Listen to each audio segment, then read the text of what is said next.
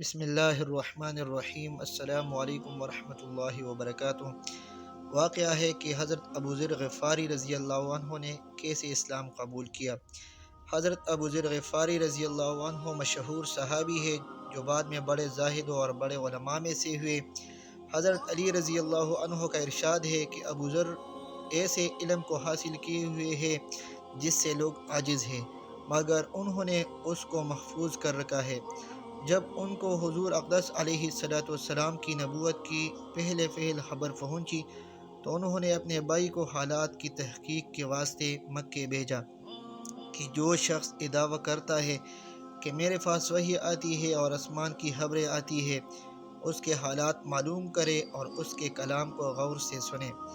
وہ مکہ مکرمہ آئے اور حالات معلوم کرنے کے بعد اپنے بھائی سے جا کر کہا کہ میں نے ان کو اچھی عادتوں اور عمدہ اخلاق کا حکم کرتے دیکھا اور ایک ایسا کلام سنا جو نہ شعر ہے نہ کاہنوں کا کلام ہے۔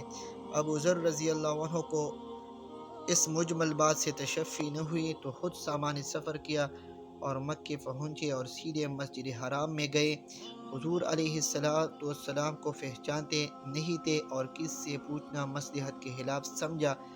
شام تک اسی حال میں رہے۔ شام کو حضرت علی رضی اللہ عنہ نے دیکھا کہ ایک پردیسی مسافر ہے۔ مسافروں کی، غریبوں کی، پردیسیوں کی خبرگیری، ان کی ضرورتوں کا پورا کرنا ان حضرات کی طبیعت میں پڑا ہوا تھا، اس لیے ان کو اپنے گھر لے آئے، میزبانی فرمائی، لیکن اس کے پوچھنے کی کچھ ضرورت نہ سمجھی کہ کون ہو، کیوں آئے ہو۔ مسافر نے بھی کچھ ظاہر نہ کیا۔ صبح کو پھر مسجد میں آ گئے اور دن بھر اسی حال میں گزرا کہ خود پتہ نہ چلا اور دریافت کسی سے کیا نہیں۔ غالباً اس کی وجہ یہ ہوگی کہ حضور علیہ السلام کے ساتھ دشمنی کے قصے بہت مشہور تھے۔ آپ کو اور آپ کے ملنے والوں کو ہر طرح کی تکلیفیں دی جاتی تھی۔ ان کو خیال ہوا کہ صحیح حال معلوم نہیں ہوگا اور بدگمانی کی وجہ سے مفت میں تکلیف برداشت کرنی پڑے گی۔ دوسرے دن شام کو بھی حضرت علی رضی اللہ عنہ کو خیال ہوا کہ پردیسی مسافر ہے، بظاہر جس عرض کے لیے آیا ہے وہ پوری نہیں ہوئی، اس لیے پھر اپنے گھر لے گئے اور رات کو کھلایا سلایا، مگر پوچھنے کی اس رات بھی نوبت نہ آئی۔ تیسری رات کو پھر یہی صورت ہوئی تو حضرت علی رضی اللہ عنہ نے دریافت کیا کہ تم کس کام سے آئے ہو، کیا عرض ہے؟ تو حضرت ابو ذر رضی اللہ عنہ نے اول ان کو قسم اور عہد و پیمان دیے اس بات کے کہ وہ صحیح بتائیں، اس کے بعد اپنی غرض بتلائی۔ حضرت علی رضی اللہ تعالیٰ عنہ نے فرمایا کہ وہ بے شک اللہ کے رسول ہے اور صبح کو جب میں جاؤں تو تم میرے ساتھ چلنا، میں وہاں تک پہنچا دوں گا، لیکن مخالفت کا زور ہے، اس لیے راستے میں اگر مجھے کوئی شخص ایسا ملا جس سے میرے ساتھ چلنے کی وجہ سے تم پر کوئی اندیشہ ہو تو میں پیشاب کرنے کی عادت سے بیٹھوں گا یا اپنا جوتا درست کرنے لگوں گا، تم سیدھے چلے چلنا، میرے ساتھ ٹھہرنا نہیں، جس کی وجہ سے تمہارا میرے ساتھ ہونا معلوم نہ ہوگا۔ چنانچہ صبح کو حضرت علی رضی اللہ تعالیٰ عنہ کے پیچھے پیچھے حضور علیہ السلام کی خدمت میں پہنچے، وہاں جا کر بات چیت ہوئی، اسی وقت مسلمان ہو گئے۔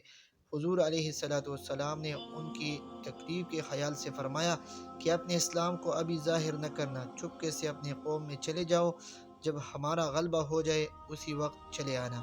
انہوں نے عرض کیا، یا رسول اللہ علیہ السلام، اس ذات کی قسم جس کے قبضے میں میری جان ہے کہ اس کلمہ توحید کو ان بے ایمانوں کے بیچ میں چلا کے پڑھوں گا۔ چنانچہ اسی وقت مسجد حرام میں تشریف لے گئے اور بلند آواز سے اشہد اللہ الہ الا اللہ و اشہد ان محمد الرسول اللہ پڑھا۔ پھر کیا تھا، چاروں طرف سے لوگ اٹھے اور اس قدر مارا کہ زخمی کر دیا، مرنے کے قریب ہو گئے۔ حضور علیہ السلام کے چچا حضرت عباس رضی اللہ تعالیٰ عنہ جو اس وقت تک مسلمان بھی نہیں ہوئے تھے، ان کے اوپر بچانے کے لیے لیٹ گئے اور لوگوں سے کہا کہ کیا ظلم کرتے ہو، یہ شخص قبیلہ غفار کا ہے اور یہ قبیلہ ملک شام کے راستے میں پھیلتا ہے، تمہاری تجارت وغیرہ سب ملک شام کے ساتھ ہے، اگر یہ مر گیا تو شام کا آنا جانا بند ہو جائے گا۔ اس پر ان لوگوں کو بھی خیال ہوا کہ ملک شام سے ساری ضرورتیں پوری ہوتی ہے، وہاں کا راستہ بند ہو جانا مصیبت ہے، اس لیے ان کو چھوڑ دیا۔ دوسرے دن پھر اسی طرح انہوں نے جا کر بآواز بلند کلمہ پڑھا، اور لوگ اس کلمے کے سننے کی تاب نہ لا سکتے تھے، اس لیے ان پر ٹوٹ پڑے۔ دوسرے دن بھی حضرت عباس رضی اللہ تعالیٰ عنہ نے اسی طرح ان کو سمجھا کر ہٹایا کہ تمہاری تجارت کا راستہ بند ہو جائے گا۔ حضور علیہ السلام کے اس ارشاد کے باوجود کہ اپنے اسلام کو چھپاؤ، ان کا یہ فعل حق کے اظہار کا ولولہ اور غلبہ تھا کہ جب یہ دین حق ہے تو کسی کے باپ کا کیا اجارہ ہے جس سے ڈر کر چھپایا جائے، اور حضور علیہ السلام کا منع فرمانا شفقت کی وجہ سے تھا کہ ممکن ہے تکالیف کا تحمل نہ ہو، ورنہ حضور علیہ السلام کے حکم کے خلاف صحابہ رضی اللہ تعالی عنہم اجمعین کی مجال ہی نہیں تھی۔ چونکہ حضور علیہ السلام خود ہی دین کے پھیلانے میں ہر قسم کی تکلیفیں برداشت فرما رہے تھے، اس لیے حضرت ابوذر رضی اللہ تعالی عنہ نے سہولت پر عمل کی بجائے حضور علیہ السلام کے اتباع کو ترجیح دی۔ یہی ایک چیز تھی کہ جس کی وجہ سے ہر قسم کی ترقی دینی و دنیاوی صحابہ رضی اللہ تعالی عنہم کے قدم چوم رہی تھی، اور ہر میدان ان کے قبضے میں تھا کہ جو شخص بھی ایک مرتبہ کلمہ شہادت پڑھ کر اسلام کے جھنڈے کے نیچے آ جاتا تھا، بڑی سی بڑی قوت بھی اس کو روک نہ سکتی تھی، اور نہ بڑے سے بڑا ظلم اس کو دین کی اشاعت سے ہٹا سکتا تھا۔